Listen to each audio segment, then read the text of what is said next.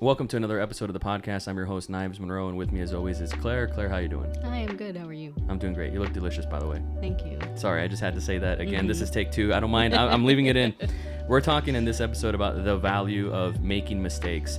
As a small business owner, as an entrepreneur, as a video production business, you're gonna make mistakes. You're gonna fuck up. It's inevitable. And so on this episode of the podcast, we're talking about the value in making mistakes. We live in a world, an Instagram world, where it's the highlight reel. It's everything is perfection. Everything is photoshopped. No one shows you the mistakes in the behind the scenes. No one shows you, hey, I uploaded all this footage in Dropbox and then deleted it by mistake, and so it's gone forever. No one shows you that because it hurts. But best believe you never make that mistake again, right? And that there's the value in it. One thing we talked about off mic was not being alone in making mistakes. I follow a lot of people on Instagram that have small businesses, that have Etsy shops, that have sticker businesses, because that's what I do, right? And they talk about their mistakes, and it's always good to hear, like, oh, they fucked up too, you know? Or they even start there. I think there's even an audio that's like, I made a mistake with my small business, and it's like, I ordered 600 of these items, and now I don't know what to do with them. And then they have a sale, or they're like, they're freebies now, you know? And it's always nice to see that, because everything up until then, it's like, well, they're so successful. They have 20 orders a day, and they're doing packaging videos, and they're saying how much they're making every month. And it's like, oh, cool, they're making it. But then, like, they have this mistake, and I'm like, oh, they're just like everybody else, you know? And it's nice to see. I'm sure it hurts for them to post that. Like, I probably would not post something like that personally, even though I should, but it's nice to know that you're not alone. We associate fuck ups and mistakes with failure, and you learn some and you lose some. And every time you lose in business, like, there is a lesson to be learned, and making mistakes is absolutely inevitable. It's gonna happen. We were watching the show on Hulu, The Bear, starring Jeremy Allen White, and it's a cooking show for those that haven't seen it or heard about it, and it's very intense. So you've probably seen what's that chef's name?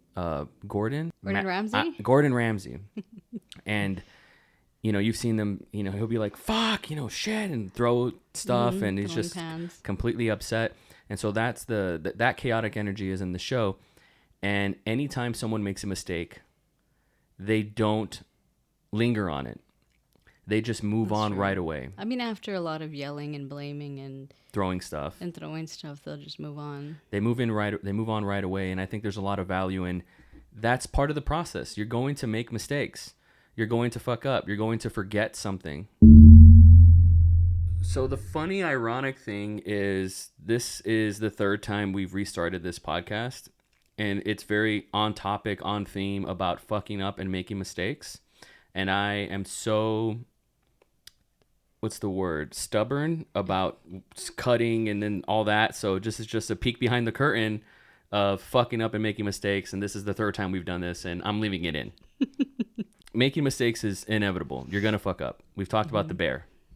Yeah, we were talking about the bear. We were talking about the bear and how you're not going to stop production because of one mistake, because you overcooked something, because you undercooked something, because, you had a smear. Maybe where you undercook something, you might have to keep going. You're going to keep cooking it. You have to keep, right. You have to redo that. You don't stop the day. Well, no. And say, we have to close down because we undercooked this piece of chicken. You keep going. And it's the same thing with video productions or an Etsy shop or whatever small business that you have. Keep going. Fail forward. You're going to fuck up. It's inevitable, and it's necessary.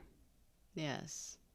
Something you said off mic, and I want to bring it up here, is know where you suck. Mm-hmm. Yes. So when I said that, I was thinking specifically about drawing and being an artist, and I do a lot of drawings. I don't know how to... I know how to paint, but I'm really bad at it. Like, I think I suck at it. And there's different aspects of painting, like composition and color and all that, and like shading and whatever. And I'm really bad at like composition. I'm really bad at like laying something out, and then, I start somewhere and then it's totally off, right? So I've made a lot of mistakes, and that's where I know I'm not really good at it. And a part of me like wants to figure that out, but the other part of me wants to just like, oh, I'm bad at it, I don't even want to do it anymore, right? Which is like, I shouldn't be discouraged to not do something just because I'm bad at it, but it happens sometimes, But I think even that applies to, being a small business owner, even owning an Etsy shop or being a freelancer. Just know where you suck and where you're not good at certain things. And I think either you figure out how to be better at it, or if you have the money, you pay someone else to do it for you, which is not always the case. And when it comes to mistakes, like I've made the mistake of figuring everything out when it comes to e-commerce, running a shop, SEO, descriptions, uploading photos, picking a product and putting a piece of art or design on it. I made a lot of mistakes in that I've had to learn to do everything when I shouldn't have, because then I don't spend that time running my business and building a business, right? I should have outsourced a lot of those things, and I should have. And it's like, well, okay, you can't always do that because you don't have the money, but like that's what your job is for. Your 9 to 5, your part-time job is for, to pay someone to fix your website, right? But I didn't do that, and I really wish I did. Like, I'm still in that cycle of, well, I'm going to go and optimize the website. I'm going to go and optimize this and that. And I just don't know how to get out of it yet, but definitely mistakes were made. Mistakes were made, and that's part of the process. That's how you learn. That's how you grow. I think people can apply that into their creativity. I think they can apply it to their business. I implore people, if you're a parent at home, apply it to your parenthood. Like, you're going to fuck up. You're going to make mistakes. I can't tell you how many times as a parent I've had that moment where I'm like, I probably shouldn't have said that. Mm-hmm. I probably shouldn't have done that. I probably shouldn't have thrown that cell phone out the window while I was driving. Probably shouldn't have did that just to make a statement, right? I wanted to ask you top 3 mistakes you've made this year, in no particular order, that you're glad you made. I'll start. Okay. I said that and I don't have anything, but I say yes to everything. And I say yes to every gig, even if it's going to pay, and I'll say it a cheapy peepy amount. I'll still say yes to the $200 gig. And what the mistakes I've made is not bidding the gig properly and saying yes to it anyways for the experience and for the quick payday. I don't respect that decision that I made, but I've learned from it, and I've learned bid out and spec out the gig properly before you just say yes to something. Mm-hmm. Because why you say yes to something, it's very important. And it's not about, oh, I just want to make more money. It's about, let's do something smart and make the best out of our time. Right. I've made that mistake a lot this year. And it comes from a scarcity mindset, but I've learned a lot from those mistakes this year, and learning how to scope out a project, how to appropriately scope it out and add the value on it, and know what to price out a project. Learning that came from decades of mistakes and fuck ups, instead of just being a people pleaser and saying yes to everything because I was desperate. I mean, one mistake that I've done is that I've learned how to do everything when it comes to a website. You would call that a mistake? Learning how to do it, yes. So yes, I've been on our website, right? We have it on Squarespace, and I've learned how to, the style of it, the headings, how to fix the color, what goes where when you first go to the site, what it's supposed to have, right? And that goes for my other shop too, right? For Rebelist, how to optimize and maximize like the website. And I learned about SEO. I learned about, titles. I learned about, pricing and photos and all that. And it's so fucking annoying. Like, I fucking hate that I know how to do this shit, you know? And, You're more dangerous because you know how to do this. yes, but at the same time, like, I wish I didn't. Because now I can go back and I'll be like, I didn't do this. Or like I was just saying yesterday, like, I was adding our pages to our website that include services, right? The services that we do. And so I had to duplicate a page, right? IndieDarlings.net? Yes, that one. And, if I change something on the current page, I had to go back and like change it in the other one. It's like little mistakes. Like I'm learning as I go, which is really annoying because shouldn't have to spend my time doing that when I could be focused on other things, right? Unfortunately, I don't have the money to spend on someone to fix a website, so I have to do it on my own. Another mistake that I've also made is doing a lot of research. When I was building my Etsy shop, I was researching, I have all these ideas, right? So I was researching other people and writing down what they sell, how much they're selling it for, and kind of comparing two different sellers and seeing, so that way I know how much I'm going to sell something for, like a bookmark or some washi tape or notepad, which in the end, I decided not to do any of that. Like I spent so much time in like the pre-production and the marketing and the research. I just didn't need to do that. Like I didn't need to do any of that. And I wish I knew how to get from the idea to like the production and the actual action instead of like getting stuck in this like research part. I mean, now I know, right? If I go see something or if I see someone's website and it's like they're selling something for like a certain amount, I can say that's too much or that's too little. Like I have all this knowledge that I don't really need. It's kind of frustrating because what was it for if in the end I didn't even use it? So when I started out to be a filmmaker, as I was setting up this podcast and putting the cameras and the lights and the audio together, our daughter was here. She was asking me if I enjoyed doing this, and I said yes. Uh-huh. This was my dream when I was 16 years old, was to control the cameras and to paint pictures and to direct.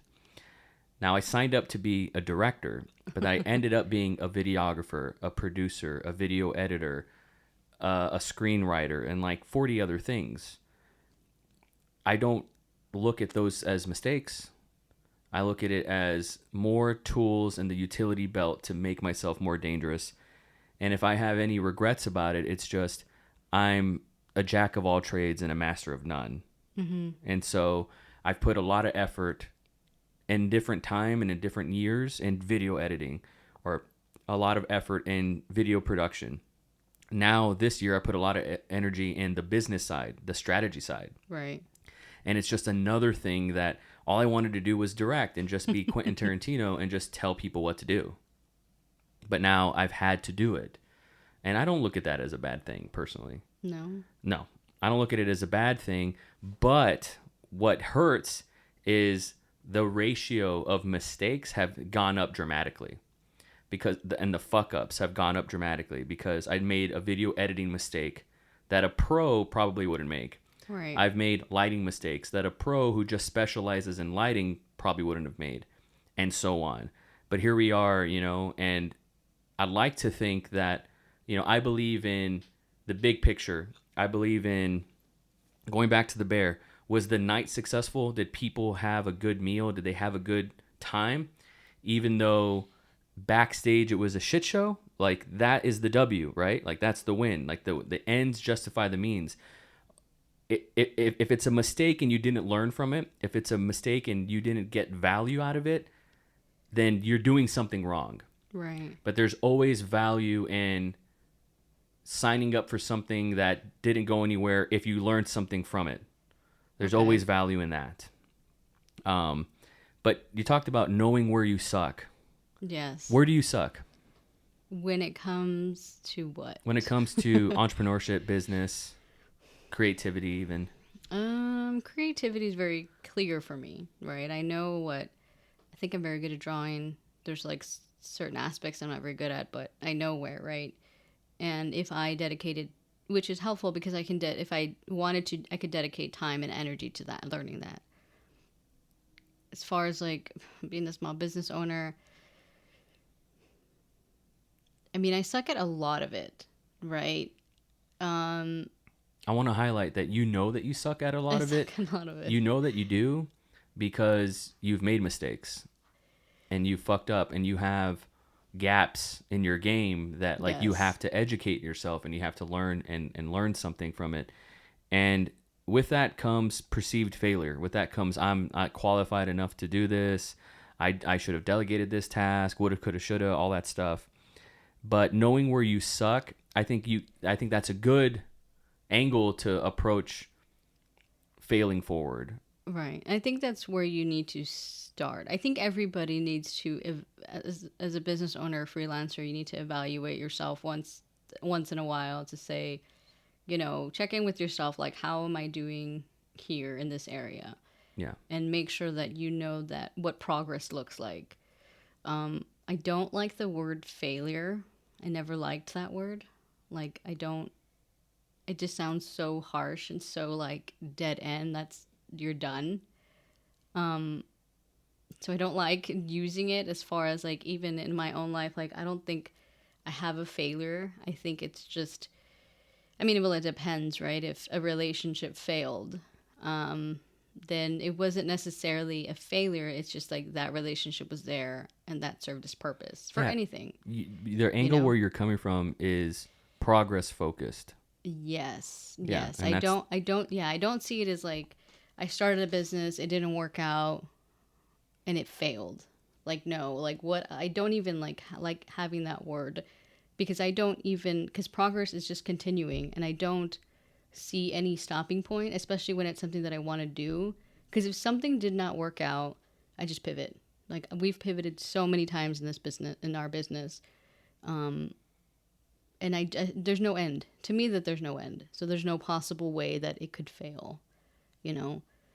I don't know if you feel that way about the business. Well, we have pivoted a lot.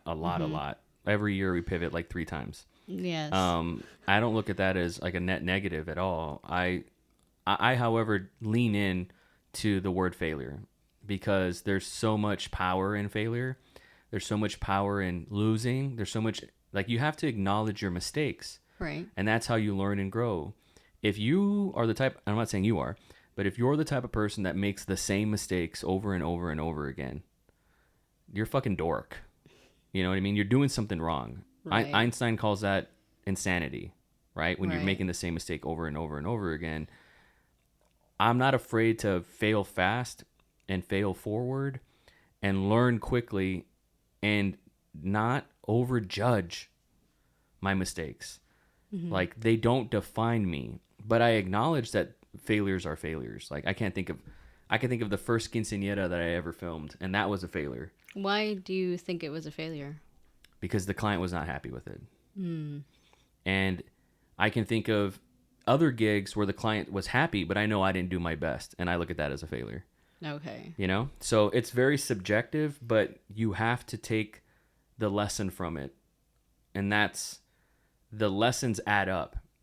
And that's what success and winning looks like. Supposedly, Michael Jordan fucked up a lot and lost a lot. And that's what made him the greatest of all time. So I believe in that, you know? You can't be afraid of looking stupid. Right. You can't be afraid of... The only thing you should be afraid of is not making progress. Definitely. So I guess to wrap up here, what are a few key takeaways in the value of making mistakes? I think that mistakes are helpful because I mean they help you move forward. But you have to realize that. You have to realize that it's for growth and it's for progress and it's to better yourself. Because like you said, if you keep making the same mistake, I mean, what's actually going on there? The more we talk about mistakes, the more I'm just kind of like cringing about it because Really? it's so like, do I want to be thinking about mistakes? I mean, I guess it's it can be a little bit depressing if you think too much about your mistakes. I try not to think about mistakes or like those things that I did I could have done differently. I try not to think about them, but I'm also a type of person that doesn't reflect back much because once I've done a thing, it didn't work out, or even if it did work out, I just kind of keep going. I move forward. I don't even like, what do you call it? Like sit on those thoughts or those ideas or those things that I did. That's good. It's good. You don't want to be that person that made a mistake and then that becomes your identity. Right. And then you're that person that 20 years passes you by because the one got away, or you fucked up, or you shouldn't have, you drank too much or whatever, and that just becomes your identity. You don't want to be that guy. Right. You don't want to be defined by your mistakes either. Right. And that's a conscious choice. I think so. Yeah. I said at the top of this podcast that I'm the king of fucking up. Mm-hmm. And I really believe that. I have fucked up more than anything, and it just makes the victories even better. You know, you get more at-bats. You get more opportunities when you don't judge yourself on your mistakes. You know, there are days where I could have woke up a little earlier, or I could have not ate that donut, or I could have whatever mistakes that we have, and you just apply it to the next time. You know, you just try to do the right thing next time. You just try to know better, learn better, and fail forward. That's the idea anyways. And I try to practice it. I'm not perfect, but I don't judge myself too harshly on my fuck ups or mistakes. I make them and then I move on. And if I have any regrets, it's beating myself up too much for a mistake, mm-hmm. and not letting myself off the hook for years. And but I've learned from that too. I've learned to not do that. You know, your mistake shouldn't outweigh the you punishing yourself shouldn't outweigh the mistake. Right. You know what I mean? So I've learned that the hard way. But thank you so much for this incredible podcast. I really appreciate it. It was, I think, very valuable, and I hope people watch this and they can learn something from it. It's funny that it took us 3 takes to do it, and that's part of it. You know, you have to account for that in the production of the day. You have to account for mistakes. Yes. Because it happens. I've forgotten that one light. I've forgotten that one lens. I've forgotten the cart to like haul all my stuff up and down X amount of flights of stairs. Like you always forget something, and mistakes happen. You know, it's inevitable. And learn from it, grow from it, and be a better business person and filmmaker in our case. But thanks so much, and we'll see you guys on the next podcast.